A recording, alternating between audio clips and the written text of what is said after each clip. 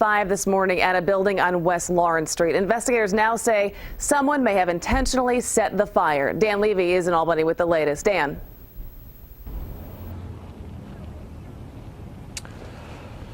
Kelly, good afternoon. This fire at 240 West Lawrence Street at first appeared to be a run-of-the-mill house fire. However, there are also some unusual circumstances and elements to this fire.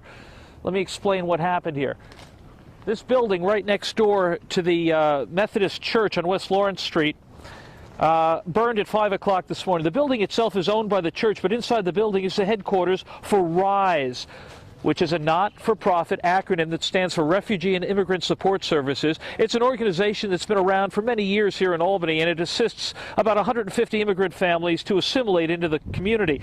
Now, there are also daily classes held inside the building to help the refugees learn English. Now, the suspicious elements that I alluded to earlier aren't necessarily inside the house, but you were looking at them. The vans that are owned and operated by RISE have had their tires slit. These are in the driveway, in the parking lot, right beside the burned-out building. State fire investigators have been working the fire scene all morning. There have been accelerant-sniffing dogs on the scene as well. The fire has had a dramatic impact on the immigrants who use the facilities provided by this building. There are English-speaking classes every day. It picks them up and it drops them off. It helps them find jobs and clothing, and it just helps them assimilate into the community. Now, that organization is severely set back.